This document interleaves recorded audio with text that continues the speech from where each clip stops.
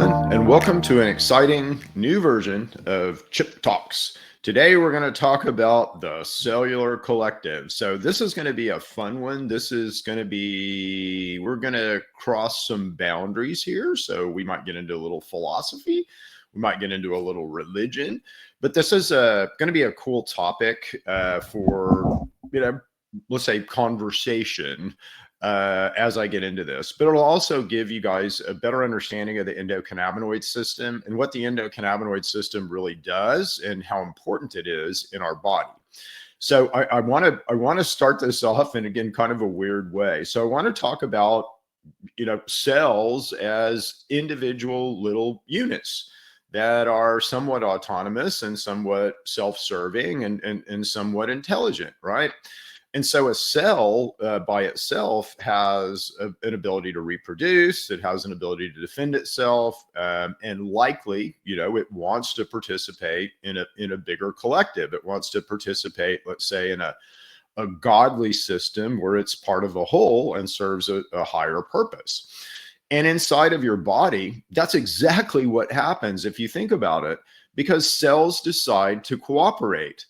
And a heart cell decides to cooperate with other cells, and that's how you build a heart. Your heart collective decides to cooperate with your liver collective and your kidney collective in order to filter blood and, provide proteins and nutrients to you. You, as a whole, are a system of cooperating cells. But at the very base level, it's just cells. You're just a big bag of cells that have all decided to work together to form you. Now, that kind of, let's say, marginalizes what we are in this reality. And again, let me demarginalize it real fast, because I think you're definitely an energetic configuration of these cells.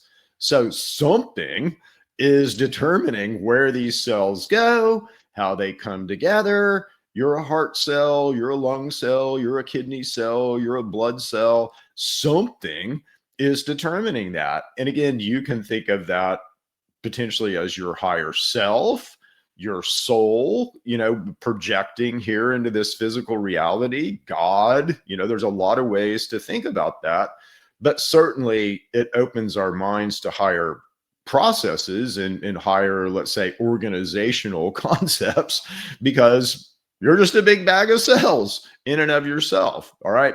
So let's talk a little bit about how this works and how these guys cooperate with each other.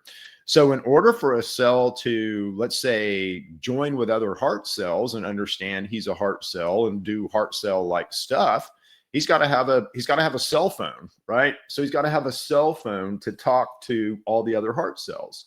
And the heart cells have to have a kind of a bigger cell phone to talk to all the other systems in the body. But what is that cellular cell phone? Well, it turns out that's the endocannabinoid system. That is the very thing that we have been talking about for all these years. The endocannabinoid system, by virtue of a CB1 neuroreceptor, is a cellular cell phone. And you'll find that cells, as they are really, let's say, participating in the collective, so like a nerve cell, which is really has to participate in the collective, otherwise you can't move your muscles or blink your eyes or whatever. Those cells are always have to be part of the collective. How do they do that? Well, they express CB1 neuroreceptors. Okay. So they begin to express these CB1 neuroreceptors, and that's what communicates to the rest of the body and says, hey, I'm an active participant. I am understanding what I need to do. I am listening. I am participating. I am sending signals. I am receiving signals. I'm playing in the bigger picture. Now, a cell can only do this if it feels safe and satisfied, just like you, just like me. If I'm hungry and don't have a place to live and, I'm looking for, let's say, shelter, I'm not going to be real concerned about participating in the collective, am I? I'm going to be concerned about taking care of me. And if I've got a family, I'm going to be concerned about taking care of my family, but I'm not going to be concerned about joining the Rotary Club or, becoming a bigger part of society. I'm going to be concerned about me. But as my needs are satisfied and as I begin to feel safer and more, let's say, my resources are met, I'm, feel safe and comfortable and happy, I'm going to want to then begin to participate in the larger collective. So that's exactly the way that cells work. Isn't that cool? If I want to really screw you up, how would I do it? I create division inside of you. And we're going to talk about that in just a second.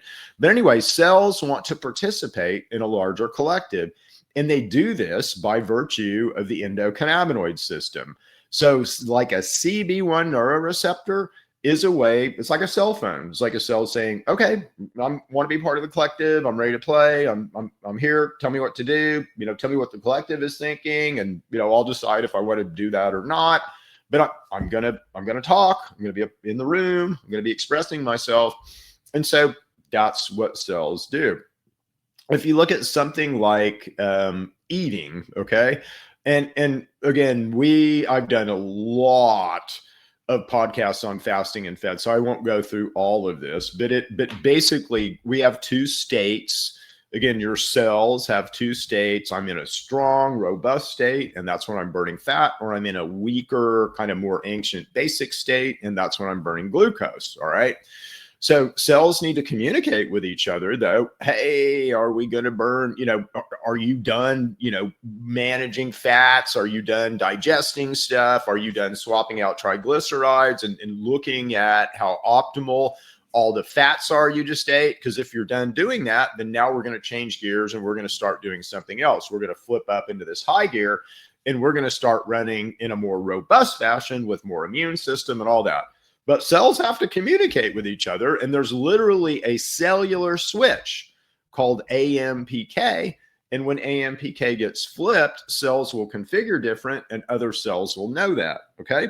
So, and again, it's important to know these switches, and it's important to know how cells are trying to communicate with each other. In cancer, we study all different kinds of communication pathways. So there's the, inflammasome, there's the, WNT pathway, and that's probably the biggest and most critical one to study. But those pathways are studied in cancer because those pathways get mucked up because cancer's not playing in the collective anymore. Cancer is now like a parasite. Cancer is living off of the collective, and he's not your friend anymore. You don't want him communicating with your cells. He's going to tell him to go to sleep and be quiet and not kill him. So cancer is a unique cat. The other thing that's really unique about this idea or kind of interesting, let's say, about this thinking or line of thought is that we all get infected by things, parasitic things that want to live off of you. And your cells want to come together in a big collective and kind of be something unique and something bigger than they are individually. So if a heart cell comes together inside of you and becomes the bigger you, well, he's now way bigger than just a little old heart cell, just him participating with the heart. Now he's a heart, just a heart participating with you. Now it's a part of the bigger collective. So you are a big, giant, creative force. Cells inside of you are wanting to grow and understand each other and participate in this bigger collective. But yet we get infected with things. The things that we get infected with don't want to create. They don't want to come together. They don't want to organize. They want to organize enough to begin to feed and eat off of you. It's interesting, isn't it? And again, I would argue that, good versus evil, devil versus God is reflected in that particular thing. Because again, our purpose is likely to stay clean and pristine, to protect our temple, to cleanse our temple. And yet we get invaded by things that want to break down our collective and feed off our collective and destroy our collective. Gosh, if you look at society, isn't society reflective of this? We have people that want to come together and join forces and do things for the greater good, do things that will benefit us all.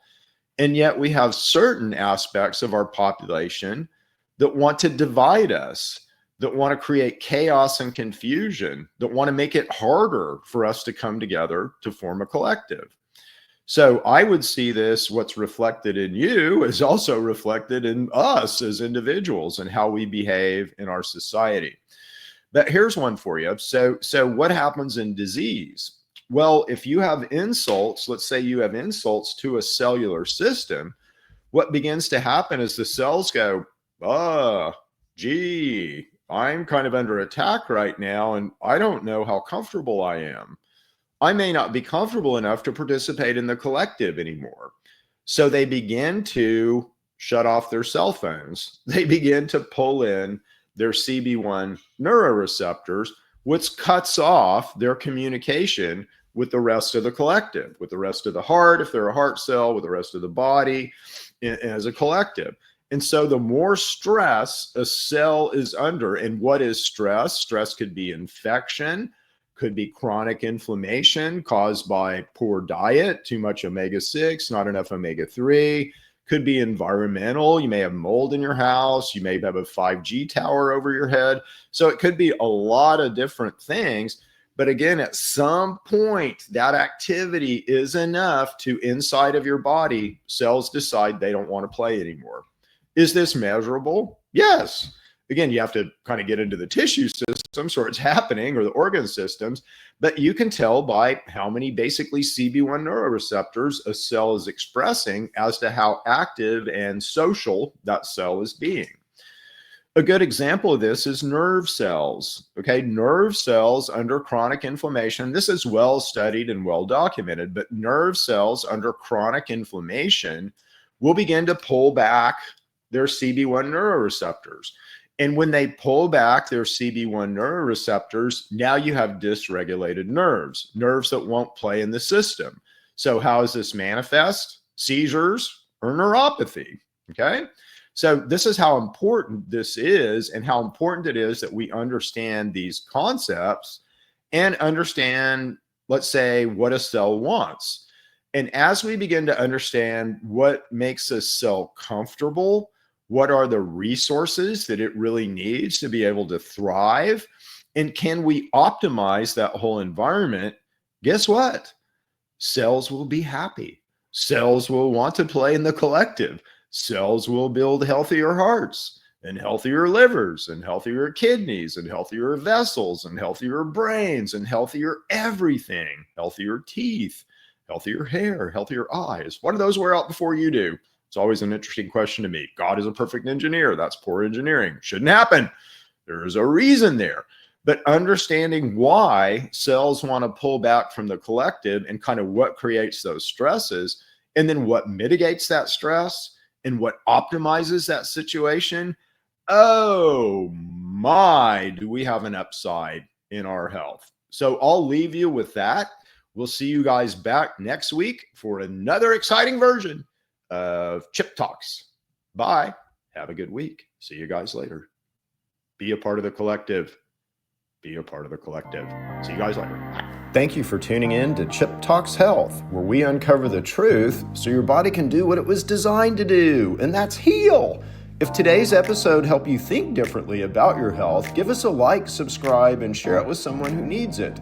Want to go deeper? Visit TrueMedX.com to explore science-backed solutions, or book a bioresonance scan at Neighborly Wellness to find out the root cause of what's holding you back.